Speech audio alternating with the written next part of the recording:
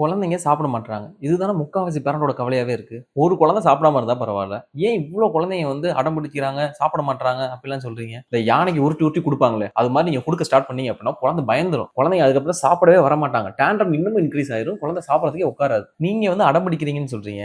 நாங்க வந்து இத சென்சரி ஸ்கில்னு சொல்றோம். குழந்தைங்க ஏன் சாப்பிட மாட்றாங்க? ப்ளே மூலமா குழந்தைங்கள எப்படி சாப்பிட வைக்கலாம்? அத பத்தி நான் சொல்ல போறேன். குழந்தை ஏன் சாப்பிட மாட்டேங்குது? ஃபர்ஸ்ட் நீங்க வைக்கிற டேஸ்ட் பிடிக்காம இருக்கலாம். சம்டைம்ஸ் ஸ்மெல் கூட ரொம்ப ஹார்டா இருந்துச்சு அப்படின்னா குழந்தைங்களுக்கு பிடிக்காது, சாப்பிட மாட்டாங்க. சில நேரங்கள்ல நீங்க கொடுக்குற டெக்ஸ்டர் இருக்குல்ல, அது கூட குழந்தைங்களுக்கு பிடிக்காம இருக்கும். இது இல்லாம டெய்லி இட்லி, தோசை, உப்புமான்னு போட்டீங்கன்னு வைங்களேன், குழந்தை அவ்வளவுதான். இனிமேல் எப்பவுமே சாப்பிடாது. நம்மளே சாப்பிட மாட்டோம். எப்படி குழந்தை சாப்பிடும்? இப்ப எப்படி குழந்தைய இன்ட்ரெஸ்டோட சாப்பிட வைக்கலாம்னு சொல்லட்டா? ப்ளே யூஸ் பண்ணி கொடுக்கறப்ப குழந்தைக்கு ஃபுட்டை பார்த்து பயம் இருக்காது. அதே மாதிரி குழந்தை ஃபுட்டை ஸ்மெல் பண்ணி பார்த்து, டச் பண்ணி பார்த்து, ஸ்குவீஸ் பண்ணி பார்த்து, மென்னு மெதுவா முழுங்கி அதை டேஸ்ட்டை அனுபவிச்சு சாப்பிட்றப்பதான் குழந்தையோட பிரெயின் அப்பாடி நல்ல ஃபுட்டு தான் நீ சாப்பிட்ற, ரொம்ப பயப்படாத அப்படின்னு சொல்லும். அதே மாதிரி சாப்பிட்ற டயத்துல டிவியை கண்டிப்பா அவாய்ட் பண்ணணும். வெளியே கூட்டு போயிட்டு முன்னாடிலாம் சொல்லுவீங்கல்ல, நிலால பாட்டி உட்காந்துருக்காங்க, காக்கா கதை, அங்க பாரு காக்காக்கு ஒரு வாய் கொடுக்கலாம், நீ ஒரு வாய் வாங்கிக்க, இந்த மாதிரி கதையோ இல்லாட்டி இந்த என்விரான்மெண்ட்ல இருக்கிறத காட்டி நீங்க சோறு ஊட்டுறப்ப குழந்தை வந்து சாப்பிடும். அடுத்தது ஃபுட்லயே கொஞ்சம் வெரைட்டி காட்டுங்க. உங்க கைவண்ணத்தை காட்டுறதுக்காக ஏதாவது புதுசா ட்ரை பண்ணி குழந்தை இன்னும் பயன்படுத்திடாதீங்க.